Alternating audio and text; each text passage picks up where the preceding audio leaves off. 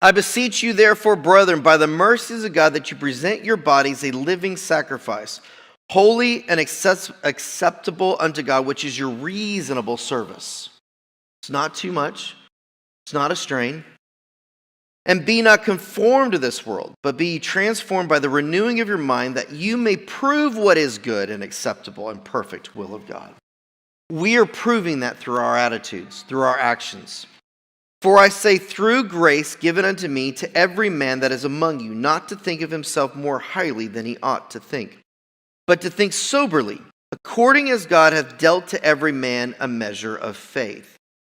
So God's given us a measure of grace that we now have to act with. And not to think any greater than of us, because our grace may be at a different level, or our faith may be at a different level, but to think soberly, according as God has dealt to every man the measure of faith.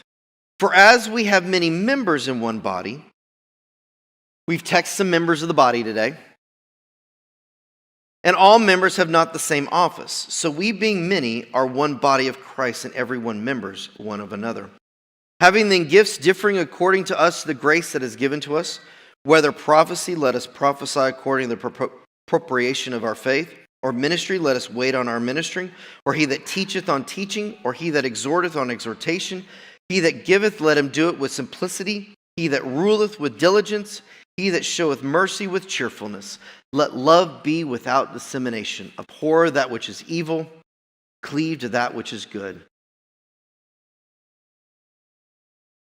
Our instructions, our beginning here, is a reminder of being together as one body of Christ. Take it smaller, one hope of the generation's flock. We all have different offices. We have different things. There are different gifts that God has given each and every one of you that I don't have. There are gifts He's given Pastor Donna I don't walk in. There were gifts He gave Pastor Henry we all don't walk in yet. There are things that He gave Sarah in our household, in our lives, and at the school I don't have. She has a bedside manner. We were talking, who was I talking with this morning? Walter and Phil. Sarah has a bedside manner of working with people I don't have. My bedside manner is not, it needs some refining.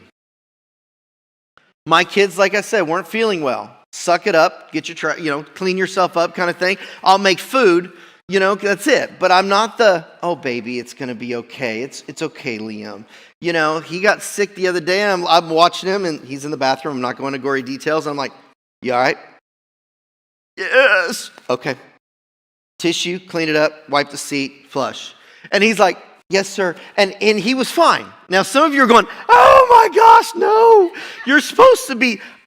That we have different offices in our home. Thank you. There's some married couples like, yes, thank you. I get that. We all deal with things differently. But in the church, it's the same thing.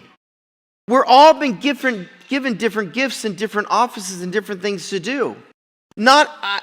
For those of you who, when I became senior pastor and all that kind of stuff, not everybody can do that.